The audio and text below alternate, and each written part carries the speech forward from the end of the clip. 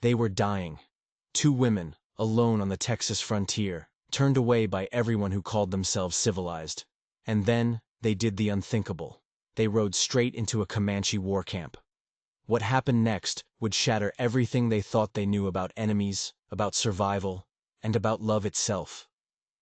Margaret Sullivan was 53 and out of options. Her husband dead 3 months, their farm seized by the bank, her daughter Eleanor by her side, 40 years old and never kissed, never loved, never given the chance. They'd begged at every door from town to town. Every single door had slammed in their faces. "Mama, we should stop," Eleanor whispered, her voice cracking from dust and desperation. "The horses can't go much further." Margaret's jaw set in that stubborn line Eleanor knew too well. "Just a little more." I saw smoke on the horizon. But when they crested that rise and looked down into the valley, both women froze. It wasn't a settlement. It was a Comanche camp. Dozens of buffalo-hide teepees, warriors moving between them, horses grazing in corrals. The people everyone on the frontier called savages. The people who took captives and left no survivors. Eleanor's breath caught. "Mama, we can't. They'll kill us." Margaret stared down at the camp, and when she spoke, her voice was eerily calm. "They might. But everyone else has already left us to die slowly. At least this way we'll know quickly." She turned to her daughter, eyes filled with love and exhaustion. "We have no food, no water, no money, no prospects. What do we have to lose?" They rode down into the valley, and every single person in that camp stopped what they were doing to watch. Warriors emerged from teepees, weapons in hand. The wagon rolled to a stop 50 yards from the nearest shelter. Margaret climbed down with as much dignity as she could muster. Eleanor followed, legs shaking so badly she nearly fell. A semicircle of warriors formed around them, speaking in rapid Comanche, their faces stern and unreadable. And then the crowd parted. The chief stepped forward, perhaps 35 years old, powerfully built, his chest bare and scarred from countless battles, his long black hair adorned with eagle feathers. His eyes were as dark as midnight, and seemed to see straight through to their souls. "Why do you come here, white women?" His English was accented but clear, each word deliberate. "Do you not know this is Comanche land?" Margaret straightened her shoulders. "We know, great chief. We know the risk. But we come because we have nowhere else to go." Her voice wavered, but she pressed on. "No one will help us. My husband is dead. We've lost everything. We've been turned away from every town. We come not as enemies, but as human beings, asking for mercy." The chief's eyes narrowed, studying Margaret's face. Then his gaze shifted to Eleanor, and she felt the full weight of his scrutiny. She met his eyes, refusing to look away despite her terror. Something passed between them in that moment, something neither could name. "You ask mercy from the Comanche." There was bitter amusement in his tone. "Your people have shown my people no mercy. They have taken our lands, killed our buffalo, broken every promise. And yet you come here asking us to be what your own kind would not be for you." "I know." Tears filled Margaret's eyes. "I know the injustices your people have suffered. We have no right to ask anything. But we're asking anyway because we have nothing left. If you want to kill us, we cannot stop you. But if there's any kindness in your heart, we are begging you." The silence stretched on forever. Eleanor could hear her own heartbeat thundering in her ears. The warriors and tribe members watched, their faces showing curiosity, suspicion, hostility. Then the chief spoke to his people in Comanche. A heated argument erupted, voices rising and falling, gestures sharp with emotion. Eleanor couldn't understand the words, but she could read the meaning clearly enough. Some wanted them dead. Others seemed uncertain. A few women looked at them with something that might have been sympathy. The chief raised his hand. Instant silence. He turned back to them, and his voice was firm, but not unkind. "I am Tash, chief of this band. Your people call us savages, but we do not turn away those who come honestly seeking help." He paused, letting the words sink in. "You may stay, but you must work. You must earn your place here. You will live according to our ways. If you cause trouble, you will leave. If you try to harm any of my people, you will die. Do you understand?" Margaret nodded, tears streaming down her face. "Yes, thank you. We will work hard. We will cause no trouble." Tash gestured to an older woman with kind eyes. "Mahona will show you where you can make your camp." As they were led away, Eleanor glanced back one more time. Tash was watching her, his dark eyes intense and unreadable. Their gazes locked for just a moment. Eleanor's heart raced, not from fear this time, but from something else entirely. For the first time in months, she felt the smallest flicker of hope. Dawn broke cold and clear. Eleanor emerged from the small teepee Mahona had helped them construct, and the morning air hit her like a revelation. Around her, the Comanche camp was already alive. Women rekindling fires, children laughing and chasing each other, warriors tending their horses. It was nothing like anything Eleanor had ever known. Margaret was already helping Mahona prepare the morning meal, her weathered hands mimicking the older woman's movements with careful precision. There was something different in her mother's voice, a lightness Eleanor hadn't heard in months. Eleanor knelt beside them and began scraping buffalo hide, her soft hands unused to such labor. Within minutes her arms ached, but she didn't stop. She would prove their worth. And she could feel eyes watching her. Children crept closer to stare at her pale skin before darting away with nervous giggles. Warriors watched with obvious distrust. But the gaze she felt most acutely was Tash's. Several times she glanced up to find him observing her from a distance, his expression thoughtful. Each time their eyes met, that electric current sparked between them again. Around midday, Tash approached. The women nearby fell silent, showing respect. He spoke to Mahona in Comanche, then turned his attention to Eleanor. "You work hard," he said. "This is good. Many white people think they are above such work." Eleanor stood, wiping her hands on her worn skirt. Up close, Tash was even more imposing, well over 6 feet tall, his presence commanding without being threatening. The morning sun highlighted the strength of his features and the intelligence in his dark eyes. "We are grateful for your kindness, Chief Tash," Eleanor managed to say, her voice steady despite her nervousness. "My mother and I will work as hard as necessary to earn our place here." Something shifted in Tash's expression, a barely perceptible softening. "You speak with respect. This is also good. But I wonder, Eleanor Sullivan, are you not afraid? You are surrounded by those your people call savages and monsters. Yet you do not tremble or weep." Eleanor met his eyes directly. "I am afraid," she admitted. "But not of you or your people. I'm afraid of starving. I'm afraid of dying alone on the prairie. I'm afraid of a world where people who claim to be civilized turn away 2 women in desperate need without a second thought." She paused, then added quietly, "Your people may be called savages, Chief Tash. But you've shown us more humanity in 1 day than we received in months of begging. That tells me the true savages are not who we've been taught to fear." A ripple of reaction went through the nearby women. Tash himself seemed taken aback, his eyebrows rising. He stared at Eleanor as if trying to decide whether her words were genuine or manipulation. Then slowly, his stern features relaxed into something that might have been the beginning of a smile. "You have wisdom, Eleanor Sullivan. You speak your heart. These are qualities my people value highly." He gestured toward the horses. "Come. I will show you how we care for our horses. If you are to live among us, you must learn our ways properly." What happened next would change everything. The horse corral held perhaps 40 animals, beautiful creatures with sleek coats. Tash walked among them with ease, and they responded to his presence with obvious affection. He stopped beside a magnificent spotted stallion. "This is Nadua," he said, running his hand along the animal's neck.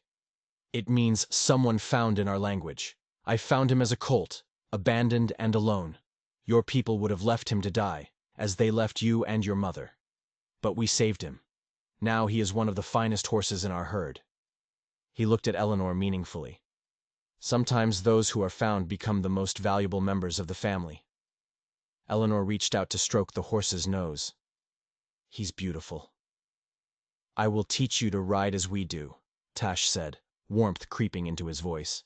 Not the rigid way of white people, but freely, as though you and the horse are one spirit. Do you wish to learn? Yes, Eleanor answered without hesitation. I want to learn everything. I don't want to simply survive here, Chief Tash. I want to belong. He studied her face for a long moment. Whatever he saw there must have satisfied him. Then I will teach you. We begin tomorrow at sunrise. For the next hour, Eleanor watched as Tash moved among the horses, checking their hooves, speaking to them in low, soothing tones. She found herself fascinated not just by what he was teaching, but by the man himself. He was nothing like the monster the stories had made Comanche warriors out to be. Then a young warrior approached, speaking urgently in Comanche. Tash's expression darkened, his jaw tightening. What is it? Eleanor asked, fear creeping into her voice. Trouble, Tash said grimly. Some of my warriors have taken your mother. They say she was trying to steal food. They want to vote on whether you both should be forced to leave, or punished. Eleanor's blood ran cold. Tash kicked Nadua into a gallop, racing back toward camp. Eleanor urged her horse to follow, terror flooding through her veins. They arrived to find a crowd gathered. Margaret was on her knees, held by two warriors, her face pale with fear. An older woman, Mahona, was arguing loudly with several men, but they were shouting her down. Eleanor leaped from her horse and ran to her mother's side. Mama, what happened? I'm sorry, Eleanor. Margaret's voice was choked with tears. I was trying to help prepare food, and I took some dried meat. But I didn't know I wasn't supposed to go there. I didn't understand. One of the warriors, a man named Kanyak, who Eleanor recognized as particularly hostile, spoke in heavily accented English. She steals from us. We show kindness, and she repays by stealing. This is the way of white people, always taking what is not theirs. She didn't steal, Eleanor protested desperately. She didn't understand. We've only been here 2 days. Please, this is a misunderstanding. Enough! Tash's voice cut through the chaos like a blade.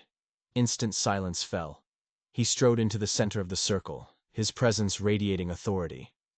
He spoke first in Comanche, sharp, forceful words. Then he switched to English. Eleanor Sullivan speaks truth. These women are still learning our ways. Mahona confirms the storage area was not marked as forbidden. This was an honest mistake, not malice. He fixed Kanyak with a hard stare. You speak of white people always taking. But what are you doing now? You take a frightened woman who meant no harm, and try to make her into an enemy to justify your own prejudice. Who is the thief here? Kanyak's face flushed with anger. You defend them because the daughter has caught your eye, Tash. Everyone sees how you look at her. You dishonor the memory of your wife for a white woman. Perhaps it is you who has been poisoned. A collective gasp went through the crowd. Tash's expression turned to stone, his eyes blazing. You dare question my honor? You dare speak of my wife whom I loved more than life itself? His voice dropped to a dangerous whisper that somehow carried to every person present. Yes, I have spent time with Eleanor Sullivan. I have taught her our ways. I have treated her with respect, as I would treat any person who comes to us honestly. If you see something shameful in this, the shame is in your eyes, not my actions. He turned slowly, addressing the entire gathering. But since Kanyak has chosen to make this a public matter, I will speak publicly. What he said next stopped Eleanor's heart. Yes, I find Eleanor Sullivan worthy of respect and admiration. She is strong and brave and willing to learn. She does not judge us by the color of our skin or the stories she has been told. She treats us as human beings with dignity. His gaze found Eleanor in the crowd. And yes, I feel something for her that I did not expect to feel again. Something that makes me remember I am not just a chief or a warrior, but also a man with a heart that can still feel joy. The camp was absolutely silent. Eleanor could barely breathe. Tears streamed down her cheeks. Tash turned back to Kanyak. If you challenge my leadership, If you believe I am unfit to be chief because I choose hope over hatred, then speak now, and we will settle this according to our traditions.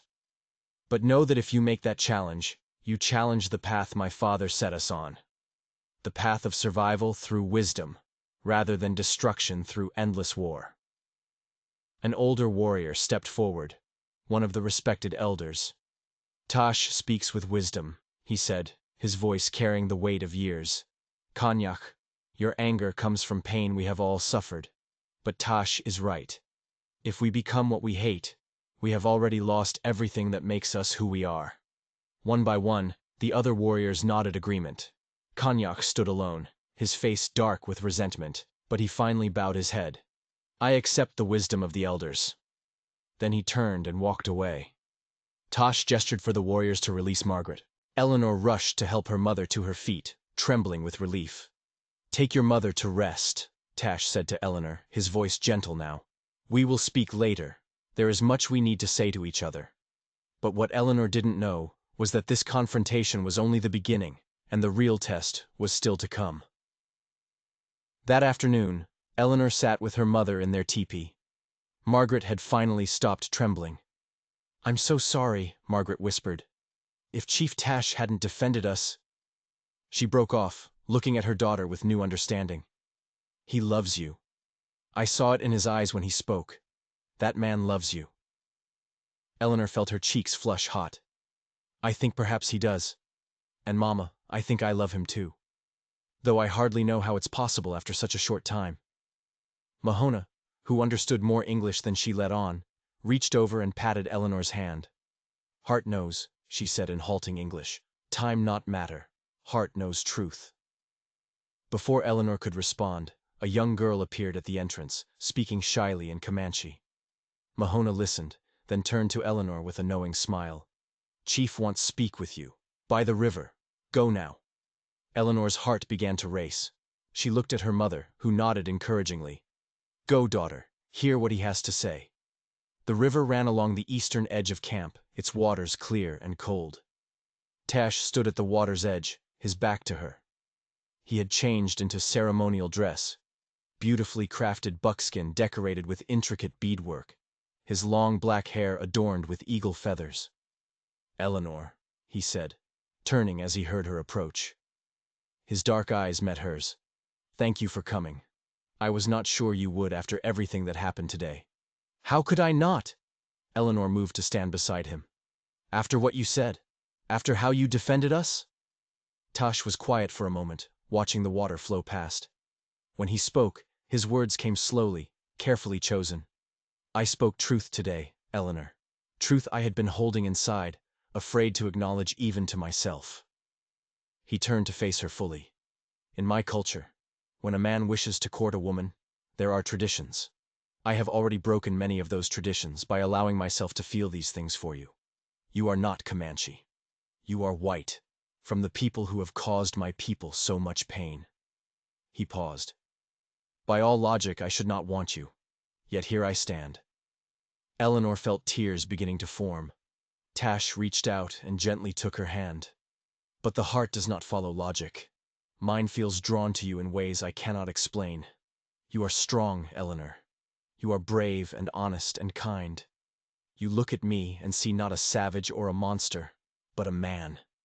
In 3 days, you have shown more wisdom and compassion than many show in a lifetime. Tash, Eleanor breathed, her voice shaking. I feel the same. For 40 years, I believed I would never know love. Never have someone look at me the way you do, as though I matter, as though I'm precious. Tash raised his other hand and cupped her cheek, his touch infinitely gentle. Then hear me now, Eleanor Sullivan. I want you to stay, not as a guest or a worker, but as my woman, my partner, my wife, if you will accept me. But before Eleanor could answer, something happened that would throw everything into chaos. A shout rang out from the camp, then another, the sound of horses, many horses, approaching fast. Tash's expression changed instantly. Stay here, he commanded, already moving toward the commotion. But Eleanor didn't stay. She ran after him, her heart pounding with dread. What she saw when she reached the camp made her blood run cold. A group of white men, perhaps 15 of them, had ridden in, rifles at the ready. They were surrounding the camp, their faces hard with suspicion and anger. And at their head was a man Eleanor recognized, James Crawford, the banker who had foreclosed on their farm. "There they are!" Crawford shouted, pointing directly at Eleanor and Margaret. "The Sullivan women! I told you they'd be here, collaborating with these savages!" Tash stepped forward, placing himself between the armed men and his people. "You are not welcome here. This is Comanche land. Leave now," Crawford sneered. "Comanche land? This is Texas territory, and these women are white citizens who've been taken captive by hostiles. We're here to rescue them and bring them back to civilization." "We're not captives." Eleanor stepped forward, her voice ringing clear. "We came here seeking shelter after every so-called civilized person turned us away. These people showed us kindness when no one else would." "Kindness?" Crawford spat. "Is that what you call it when a savage chief keeps white women for his own pleasure?" The insult hung in the air like poison. Eleanor felt Tash tense beside her, saw the warriors reaching for their weapons. The situation was spiraling toward violence. "Mr. Crawford," Eleanor said, her voice steady despite her racing heart. "You're the one who took our farm. You're the one who left us with nothing. We would have died if not for Chief Tash and his people. We're not going anywhere with you." "You don't have a choice," Crawford said coldly. "You're coming back with us, voluntarily or otherwise. And as for you," he turned to Tash, his finger on the trigger of his rifle, "you should have known better than to harbor white women. The army will hear about this. They'll come with enough soldiers to wipe this camp off the map." "Try to take them," Tash said, his voice deadly calm, "and none of you will leave this valley alive." The standoff stretched on, both sides ready to explode into violence. Eleanor's mind raced. If shooting started, people would die, possibly everyone she cared about. She had to make a choice, right now, and it would change everything. "Chief Tash," she said clearly, her voice carrying to both groups, "I believe you asked me a question by the river, before we were interrupted." Tash's eyes met hers, understanding dawning. "Yes," Eleanor said, her voice strong and certain. "My answer is yes. I will be your wife. I will stay here as one of your people. Not as a captive, but as a willing member of this tribe." Crawford's face twisted with disgust. "You're choosing to stay with these animals? You're choosing this savage over your own kind?" Eleanor turned to face him, and when she spoke, her voice was like steel. "I'm choosing people who showed me humanity over people who showed me cruelty.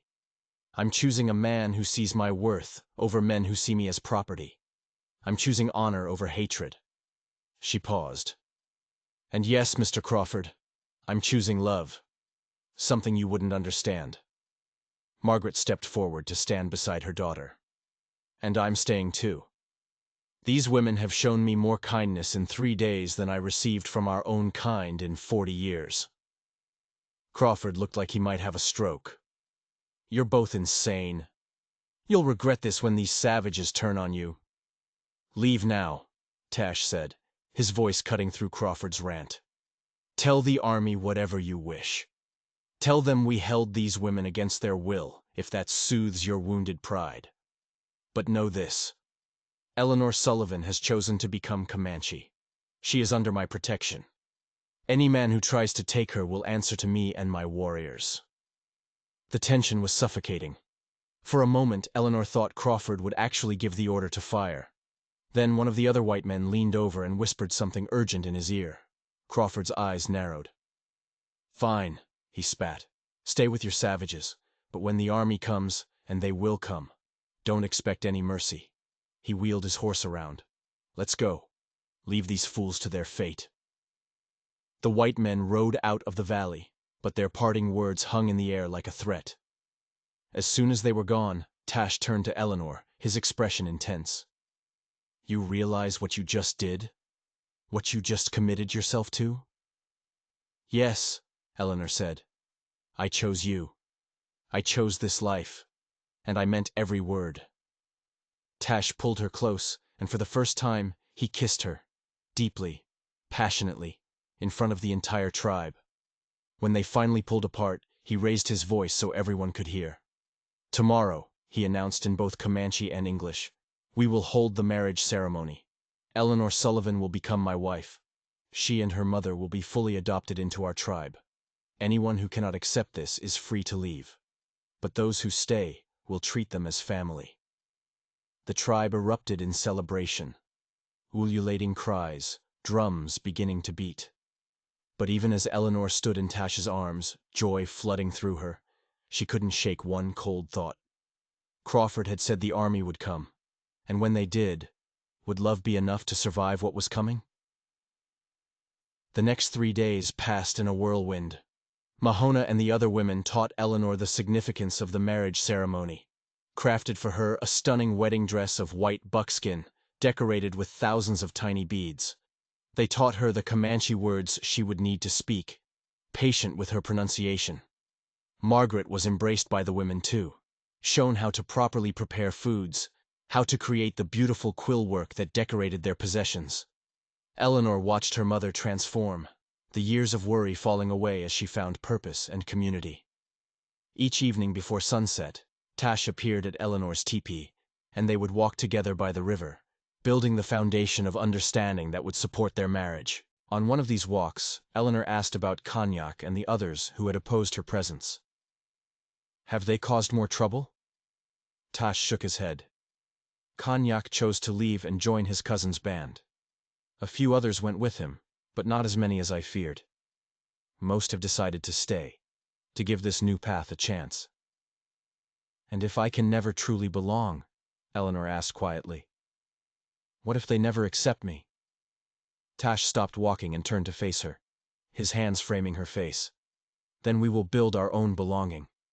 We will create a space where love matters more than the color of skin. You already belong, Eleanor. You belong with me." But what neither of them knew was that Crawford hadn't just made empty threats. Even as they planned their wedding, he was riding hard toward Fort Richardson, and the man he was going to see had a reputation for solving Indian problems with brutal efficiency. The wedding day dawned clear and bright. Eleanor woke before sunrise, her heart pounding with excitement and nervousness. The women came for her early, helping her bathe, washing her hair with sweet-smelling herbs, dressing her in the white buckskin dress. When Eleanor saw her reflection, she barely recognized herself. She looked transformed, radiant with hope, her eyes bright with anticipation. Margaret came just before the ceremony, taking both her daughter's hands. "Your father would have been so proud, not because you're marrying a chief, but because you found true love." The ceremony took place in the center of camp. The entire tribe gathered.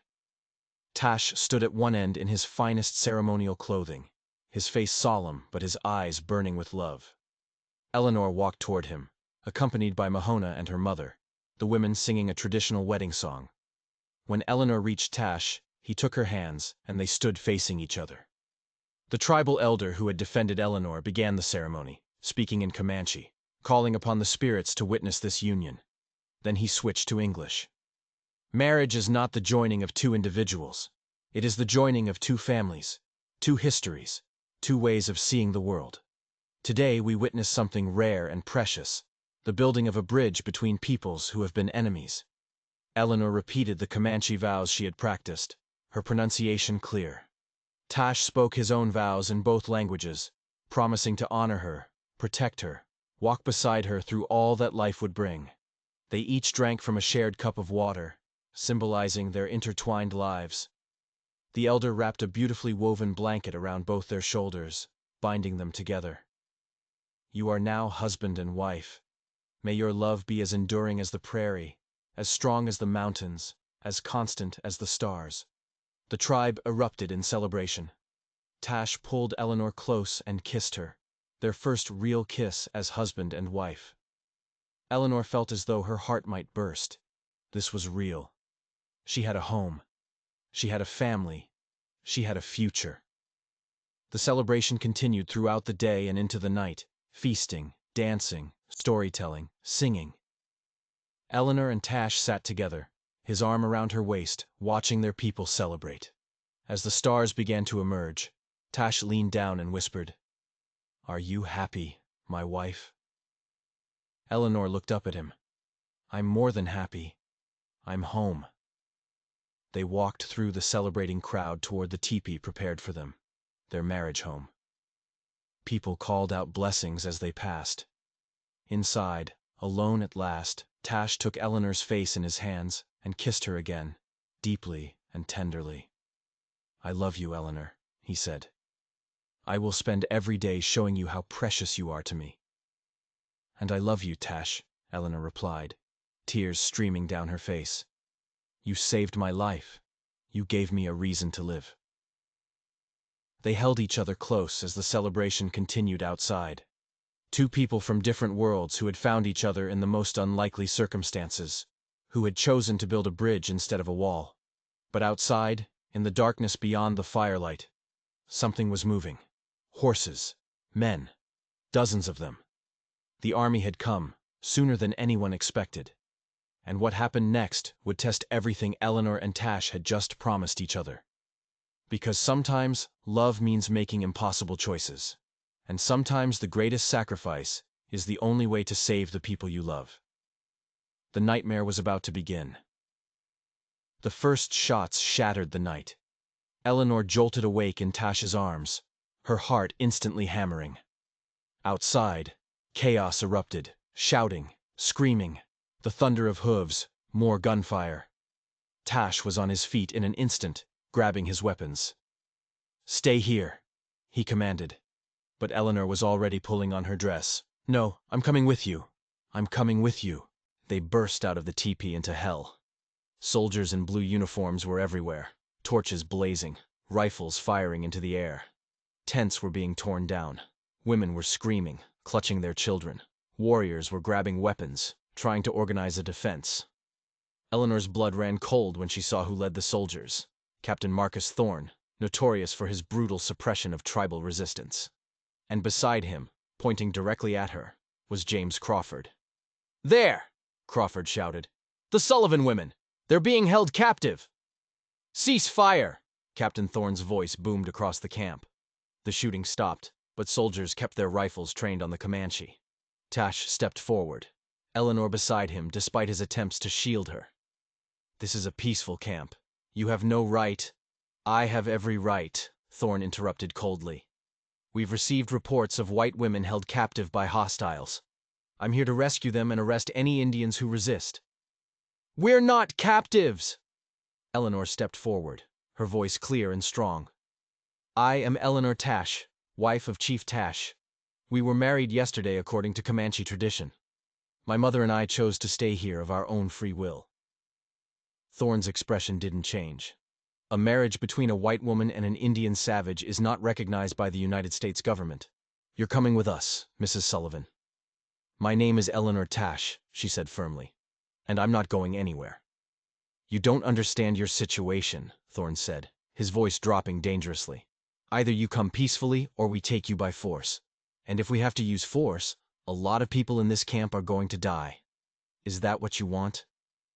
Eleanor felt Tash tense beside her, felt the warriors readying for a fight they couldn't win. She saw Margaret being held by two women, terror on her face. She saw children crying, old people trembling. And in that moment, Eleanor understood. If she refused, if she forced the soldiers to take her, they would use it as an excuse for a massacre. Everyone she loved would die. She had to make an impossible choice. "Eleanor, no." Tash read her intention in her eyes. She turned to him, cupping his face in her hands, tears streaming down her cheeks. "I love you. Remember that. No matter what happens, remember I chose you. I will always choose you." "Eleanor, please." "I'll go with them," she said, loud enough for Thorne to hear. "But only if you promise no harm comes to these people. No arrests, no violence, no retaliation. They did nothing wrong." Thorne studied her for a moment, then nodded curtly. "Agreed, as long as they don't resist." "And my mother stays here," Eleanor added. "She's part of this tribe now. She's not a captive. Let her choose for herself." Margaret pushed forward. "I'm staying. Eleanor, I'm staying with my family." Thorne looked annoyed but nodded again. "Fine. Just the younger woman." Eleanor turned back to Tash, and the anguish in his eyes nearly broke her. "I will come back to you," she whispered. "I don't know how or when, but I will find a way. Wait for me." "I will wait forever if I must," Tash said, his voice breaking. He pulled her close, kissing her desperately, trying to memorize everything about this moment. Then Eleanor forced herself to step away. She walked toward the soldiers, her head high, refusing to cry in front of them. They put her on a horse, surrounded her with guards. As they rode out of the valley, Eleanor looked back one last time. Tash stood in the center of the camp, illuminated by torchlight, watching her go. Their eyes met across the distance, and Eleanor made a silent vow. She would survive whatever came next. She would find a way back to him. Because love, real love, doesn't surrender to threats or distance or impossible odds. But what Eleanor didn't know was that the real battle hadn't even begun. Because Captain Thorne had plans for her.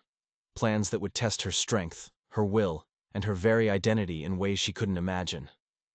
They took her to Fort Richardson, 3 days' hard ride from the Comanche camp. Eleanor was kept in a small room, not quite a cell, but close enough. The door was locked from the outside. For the first 2 days, no one came except a stern-faced woman who brought her meals and refused to answer questions. Eleanor spent the time thinking, planning, refusing to give in to despair. On the 3rd day, Captain Thorne finally appeared. "Mrs. Sullivan," he began, deliberately using her maiden name. "I trust you've had time to reflect on your situation." "My name is Eleanor Tash," she corrected firmly, "and I've had time to realize you had no legal right to take me from my husband and my home." Thorne's expression hardened. "Your husband is a savage. What happened to you is called captivity-induced Stockholm Syndrome. You've been brainwashed into thinking you chose this situation." "I chose love," Eleanor said simply. "I chose a man who treated me with dignity and respect. Something you wouldn't understand." "What I understand," Thorne said coldly, "is that your story, white woman choosing to marry a Comanche chief, is politically embarrassing. It undermines the narrative that Indians are savages who need to be civilized or eliminated." He leaned forward. "So here's what's going to happen. You're going to tell a different story. You're going to say you were taken captive, that the chief forced himself on you, that you feared for your life every moment." Eleanor stared at him in disbelief. "I will do no such thing." "Then I'll march back to that camp with enough soldiers to wipe it off the map," Thorne said flatly. "Every man, woman, and child, including your mother." Eleanor's breath caught. "You gave your word." "I promised no harm as long as you came peacefully. You did. That promise is fulfilled." He stood. "But if you cooperate now, if you tell the story the way I want it told, I'll leave that camp alone. Your husband, your mother, all of them will be safe. You have my word as an officer." Eleanor felt sick. Another impossible choice. Tell lies that would destroy Tash's honor and her own truth, or condemn everyone she loved to death. "I need time to think," she managed to say. "You have until tomorrow morning," Thorne said. "Choose wisely, Mrs. Sullivan." After he left, Eleanor sat alone in that small room, her mind racing. There had to be a way out. There had to be a solution that didn't involve sacrificing either truth or lives. And then, as darkness fell, she heard a sound at her window, a soft tap.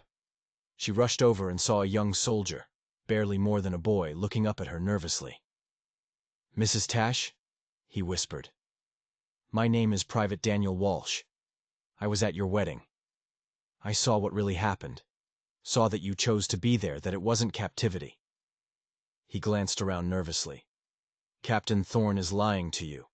He's planning to raid that camp no matter what you say. He wants to make an example of them."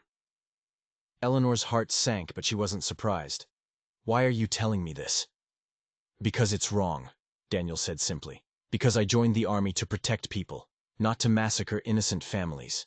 And because—" He pulled out a key. "I'm going to help you escape. Tonight." "Why would you risk that for me?" "Because my sister married a man my father disapproved of," Daniel said quietly. "An immigrant. My father tried to break them up, made her life hell, told lies about her husband. But she loved him. Real love. Like what I saw between you and Chief Tash. He looked up at her. Real love is worth fighting for. Worth risking everything for. Eleanor felt hope surge through her for the first time in days. What's your plan? What Daniel laid out was risky. Insanely risky. But it was a chance. And Eleanor would take any chance to get back to Tash, to warn him, to save her family.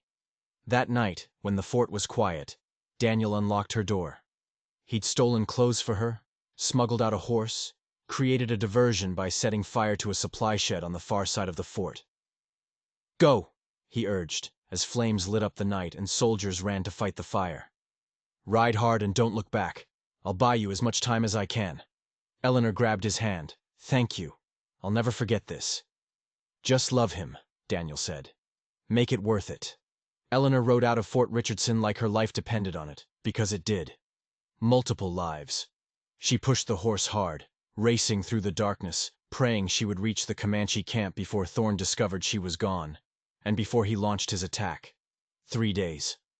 That's how long Daniel estimated it would take Thorne to organize a proper raid. 3 days to reach Tash, to warn him, to prepare. The race was on, and everything hung in the balance. Eleanor rode for 2 days straight, stopping only when the horse was on the verge of collapse. She pushed through exhaustion, through pain, through the constant fear that soldiers might be pursuing her. Finally, as dawn broke on the 3rd day, she crested a familiar rise and saw the valley below. The Comanche camp. Home. She urged her exhausted horse down the slope, and within minutes, the camp was in an uproar. Warriors grabbed weapons, surrounding her, until someone recognized her. "Eleanor!" Mahona's cry of joy rang out. "Eleanor has returned!" And then Tash was there, running toward her. Eleanor half fell off her horse into his arms, and he held her so tightly she could barely breathe. "You came back," he whispered, his voice thick with emotion. "I thought I had lost you forever." "We don't have time," Eleanor gasped. "Thorne is coming. Tomorrow, maybe the day after. He's bringing soldiers to attack the camp. We have to prepare. We have to get everyone to safety." Tash's expression went from joy to grim determination in an instant. He called out orders in rapid Comanche, and the camp exploded into organized chaos. Warriors began preparing weapons. Women started packing essential supplies. Children were being gathered. Margaret rushed to Eleanor, embracing her daughter tightly. "You escaped? How?" "A soldier helped me," Eleanor explained quickly. "But Captain Thorne is planning a massacre. He lied about his promises.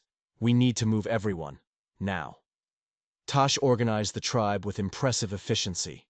But there was a problem. Moving an entire camp of men, women, children, and elderly would be slow. Too slow. If Thorne caught them on the move, it would be a slaughter. An elder warrior named White Bear proposed a solution, and it was both brilliant and terrifying. Half the warriors would stay behind to create the appearance of a full camp, to delay the soldiers. Meanwhile, the rest of the tribe would evacuate to a hidden canyon to the north, a place only a few knew about. "I will stay," Tash said immediately. "No," White Bear said firmly. "You are chief. You must lead our people to safety. I will stay with the warriors. We will buy you the time you need." The argument was brief but intense. Finally, Tash agreed, not because he wanted to, but because he knew White Bear was right. The tribe needed their chief to survive. As preparations continued frantically, Tash pulled Eleanor aside. "You should not have come back. You were safe." "I will never be safe without you," Eleanor said fiercely. "I will never be home without you. Where you go, I go. Whatever comes, we face it together." Tash kissed her deeply. "Then we move fast. We survive. And we build our future together, no matter what it takes." By midday, the evacuation was underway. Women, children, elderly, and most of the warriors began the journey north, moving as quickly as they could. White Bear and 15 warriors stayed behind, creating cooking fires, moving horses around, doing everything possible to maintain the illusion of a full, unsuspecting camp. Eleanor rode beside Tash at the head of the evacuating tribe, her heart heavy for the men staying behind. They were sacrificing themselves to save everyone else. Will they survive? She asked quietly. White Bear is clever, Tash said. He will delay as long as possible, then scatter. Some will make it. But he didn't finish the sentence. Some would die. Heroes who stayed behind so others could live. They reached the hidden canyon just as the sun was setting. It was a narrow cleft in the rocks, invisible unless you knew exactly where to look, with a spring-fed stream and enough grass for the horses. The tribe could survive here for weeks if necessary. That night, as they made camp, Eleanor sat with Tash by a small fire. Margaret was nearby with Mahona, both women exhausted, but safe. What happens now? Eleanor asked. Now we wait, Tash said. We see if White Bear's delay works. We see if Thorn follows us here or gives up. He pulled Eleanor close. And we survive. Because you came back to me. Because you chose us over safety. That means something. That gives us strength. Eleanor rested her head on his shoulder. I will always choose you. Always. But neither of them knew that at that very moment, back at the abandoned camp, White Bear was watching from the hills as Captain Thorn's soldiers rode in, rifles ready. The trap was set. The delay had worked. But Thorn was smarter than they'd hoped. He looked at the camp, looked at the tracks leading north, and smiled coldly. They ran, he said to his lieutenant. Good. That means they're afraid. Track them. We'll finish this properly. The chase wasn't over. It was just beginning. 3 days later, scouts brought word that soldiers were tracking them. Thorn hadn't given up. He was hunting them. Tash called a council of the remaining warriors. The hidden canyon was defensible, but it could also become a trap. If the soldiers found the entrance, the tribe would be cornered with nowhere to run. We need to lead them away, one warrior suggested. Draw them off while the tribe escapes further north. No more splitting up, Tash said firmly. We've lost too many already. We stay together. But Eleanor had another idea. One so risky it made her own heart race. What if I go to them? What if I surrender myself and tell Thorn the tribe has scattered, that you've all gone different directions? He wants me. Maybe that will be enough to make him stop the pursuit. Absolutely not, Tash said immediately, his voice hard. I will not lose you again. You won't lose me, Eleanor insisted, because this time I'll go with a plan. I'll agree to tell his story, to say whatever he wants, but only if he ceases all pursuit of the tribe and provides written proof that this matter is closed. Once I have that proof, I'll escape again. Eleanor, it's the only way, she said, gripping his hands. You know it is. Otherwise he'll keep hunting. He'll find this canyon eventually. And then, everyone dies. The debate raged for hours. Margaret was against it. Mahona was against it. Every single person was against it, except Eleanor, who remained stubborn and certain. Finally, Tash pulled her away from the others, into the darkness beyond the firelight. If you do this, he said, his voice rough with emotion. If you go back to them, I may never see you again. He could keep you locked up forever. He could send you away where I can never find you. Then you'll search for me, Eleanor said, and I'll search for you. And someday, somehow, we'll find our way back to each other. Because love doesn't give up. Real love never gives up. Tash pulled her into his arms, holding her so tightly it almost hurt. I am afraid, he admitted. For the first time since my wife died, I am truly afraid. Because I cannot imagine my life without you in it. You won't have to, Eleanor promised. I will come back. I swear it on everything I am. At dawn, Eleanor rode out alone, back toward the soldiers, back toward captivity, back toward the man who wanted to destroy everything she loved. But this time, she rode with purpose, with a plan, and with the absolute certainty that love was worth fighting for, worth sacrificing for, worth risking everything for. She found Thorn's column by midday. They surrounded her immediately, rifles trained. I've come to negotiate, Eleanor said, her voice steady. I'll give you what you want. I'll tell your story. I'll say I was captive, that I was coerced. But in exchange, you cease all pursuit of the Comanche band. You provide written documentation that this matter is closed. And you let my mother stay where she is. She's not part of this. Thorne studied her, clearly suspicious. Why the sudden cooperation? Because I'm tired of running, Eleanor lied smoothly. Because I realize I can't fight the entire United States Army. Because I want this to be over. Thorne smiled, but it didn't reach his eyes. Agreed. But you'll remain in custody until you've fulfilled your end. Public testimony, written statements, the whole thing. No escape attempts this time. Agreed, Eleanor said. What neither of them knew was that Private Daniel Walsh was still working behind the scenes, forging documents, creating false reports, building Eleanor an escape route she didn't even know existed yet. Because sometimes the smallest acts of courage can change everything. And sometimes the most unlikely allies appear exactly when you need them most. Eleanor spent 2 months in military custody, carefully playing her part. She gave testimony that made her sick, lies about being held captive, about being coerced, about fearing for her life. Each word felt like a betrayal of Tash, of their love, of everything they'd built together. But she did it anyway. Because it would save lives. Because it would protect the tribe. Thorne got his political victory. The story of the captive white woman rescued from savages. The newspapers ate it up. Eleanor became famous, in the worst possible way. But she never stopped planning her escape. Never stopped looking for the opportunity. It came from an unexpected source. A journalist named Sarah Mitchell, sent to interview Eleanor for a story, realized something was wrong. The woman she spoke to showed no signs of trauma, no relief at being rescued. Instead, she seemed like someone imprisoned, forced to say things she didn't believe. Sarah started digging. She found Private Daniel Walsh, who told her the truth. She found records of Eleanor's voluntary marriage ceremony.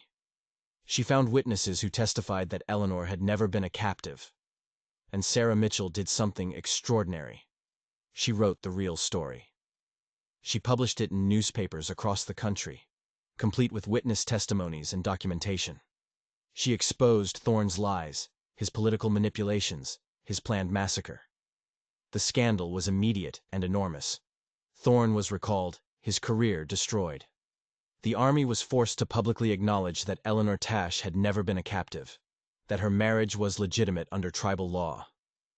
And suddenly, after 2 months of hell, Eleanor was free. She didn't waste a single moment. She rode north, back toward the hidden canyon, praying the tribe was still there, praying Tash had waited.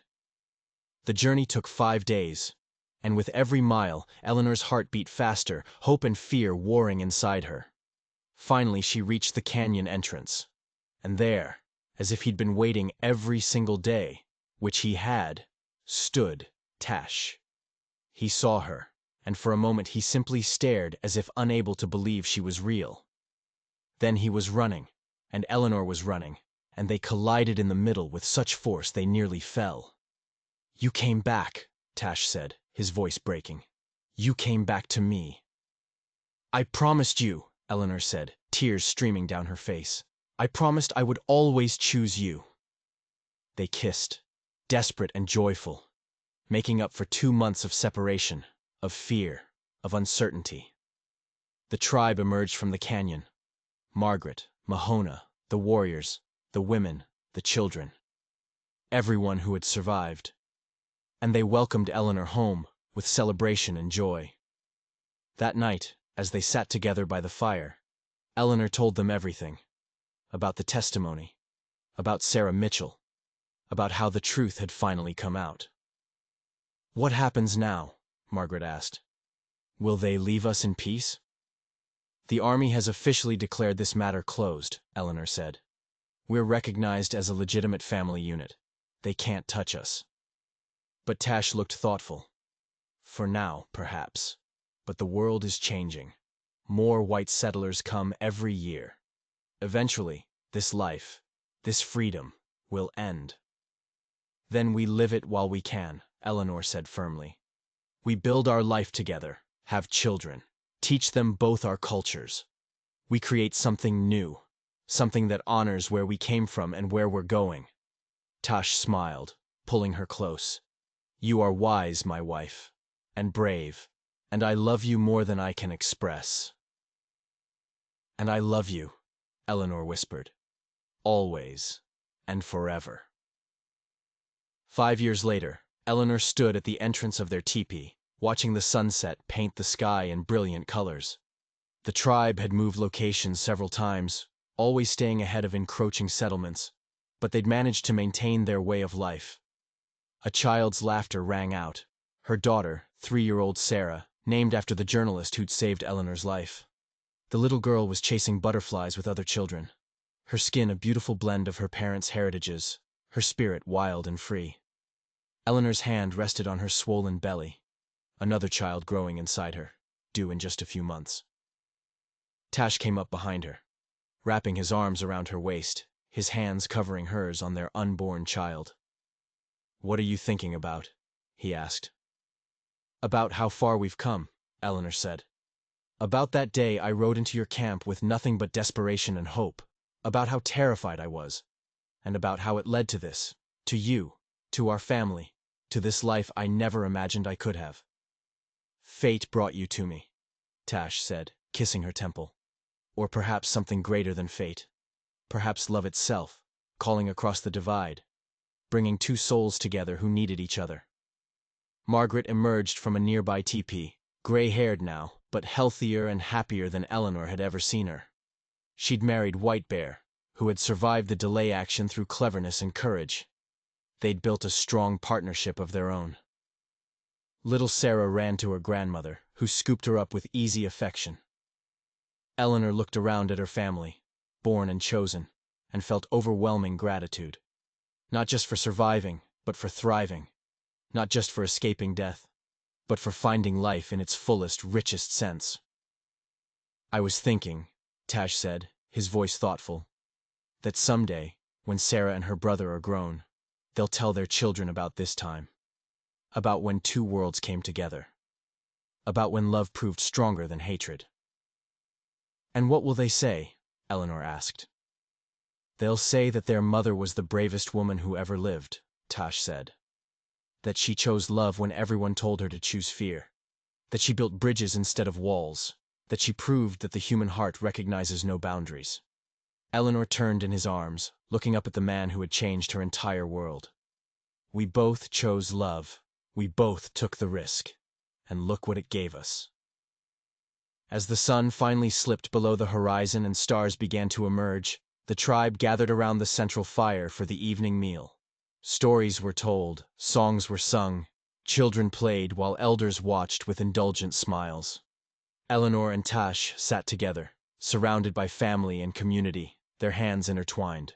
Two people from different worlds who had found each other against all odds, who had fought for their love against impossible obstacles, who had built something beautiful and lasting. And in that moment, Eleanor understood with perfect clarity. She had come seeking shelter and found so much more. She'd found home. She'd found purpose. She'd found herself. But most of all, she'd found love. The kind of love that changes everything. The kind of love worth fighting for. The kind of love that proves beyond any doubt that the human spirit can triumph over any prejudice, any fear, any obstacle. The kind of love that writes its own story and makes it worth telling.